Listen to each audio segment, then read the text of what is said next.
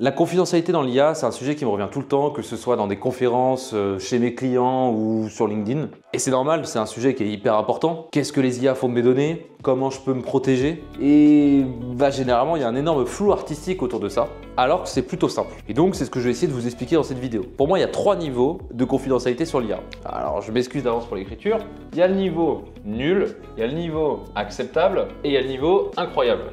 Bon, le niveau nul, c'est quoi? C'est ChatGPT en gratuit. Pourquoi? Parce qu'il y a 2 problèmes avec ChatGPT en version gratuite. Et quand je dis ChatGPT gratuit, c'est aussi valable pour Google ou globalement n'importe quelle IA gratuite. Il y a 2 problèmes avec ça. Le premier, c'est que la data est envoyée aux US. Ça, généralement d'un point de vue RGPD, c'est pas foufou.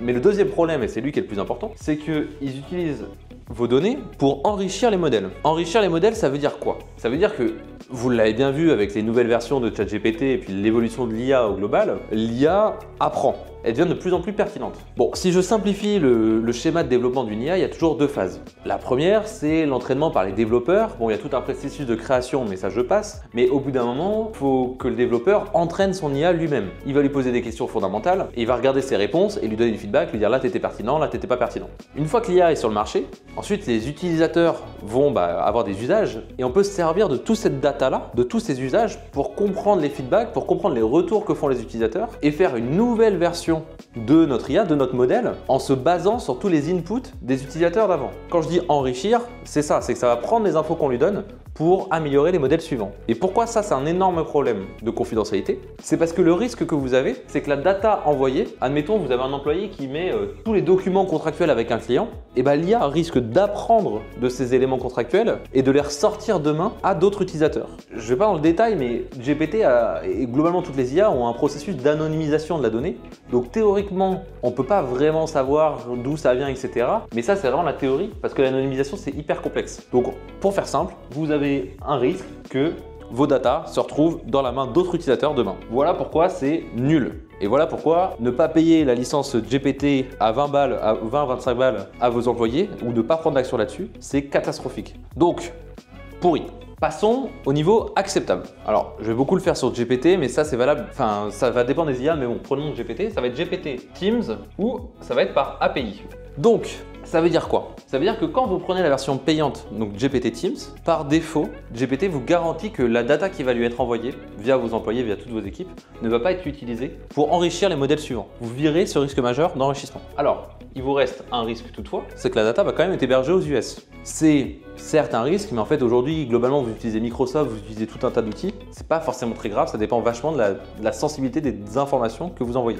C'est pour ça que ça, c'est des choses, ça peut valoir le coup de voir avec l'IT ou de voir avec nous. Vous pouvez nous appeler si vous avez des doutes là-dessus. Ça, c'est la version Teams, mais il faut savoir que si vous passez par API, donc la version API, c'est le fait d'envoyer des datas à un modèle GPT, mais via des connexions, via des branchements faits par des développeurs. Donc ça, vous le voyez pas forcément si vous n'êtes pas tech. C'est pareil, GPT va garantir le fait que les données ne sont pas utilisées pour enrichir d'autres modèles. Donc voilà pourquoi souvent, créer des outils internes en surcouche d'outils IA, donc vous avez des outils avec une vision Kanban, avec des étapes, avec des choses qui matchent vos métiers, mais qui derrière vont utiliser des IA, généralement le niveau de confidentialité est bien meilleur que si vous utilisez juste GPT en version gratuite. Pareil, il y a des versions qui garantissent que vos datas ne sont pas enrichies sur des concurrents de GPT. À vous de regarder, maintenant vous comprenez au moins ce mot-là, enrichir. Et le niveau incroyable, qui permet de ni avoir sa data aux US ni d'enrichir, c'est de venir utiliser des modèles open source que vous allez déployer sur des serveurs. Donc ça veut dire quoi? Ça veut dire que vous allez prendre par exemple Mistral, qui est français, et vous avez une version open source, donc vous avez accès à tout le code finalement, enfin pour faire simple, tout le code de ce modèle,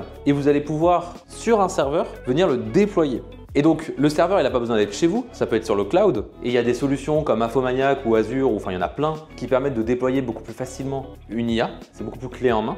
Et ça va faire 2 choses. Ça va faire que, en fait, là, la data n'est pas utilisée pour enrichir, puisque la data ne va pas forcément sortir. Il faut quand même se méfier des modèles open source. Il y en a qui envoient quand même de la data. Enfin bref, rentrons pas dans ce détail. Il faut se dire que le code, du coup, vous l'avez, ça reste chez vous, et vous allez mettre sur votre propre serveur. Généralement, vous allez choisir un serveur en France ou en Suisse en fonction de où vous habitez, et donc toute la data va rester dans le serveur. Elle va pas sortir, elle va pas être utilisée pour enrichir d'autres modèles, sauf si vous décidez vous de le faire, mais du coup vous avez le contrôle total sur la data. Et donc ça, bon bah si vous n'avez pas de technicien ou qu'ils n'ont pas le temps ou que c'est pas leur champ de compétences, bah il faut vous faire accompagner. Mais souvent, quitte à déployer votre propre IA open source en interne, ce que je vais avoir tendance à vous conseiller, c'est en fait un système de chatbot pour l'IA, généralement c'est pas optimal. On a plutôt envie de cliquer sur des boutons et qu'il se passe des choses précises sur l'IA ou de faire du glisser-déposer, etc. Enfin d'avoir des usages plus métiers. Autant créer une application métier sur mesure qui va être en surcouche de cet outil IA interne qui va vous permettre de faire des choses spécifiques. Il faut vous faire accompagner par une agence qui a la double compétence et qui maîtrise de l'IA et qui sait créer des applications métiers sur mesure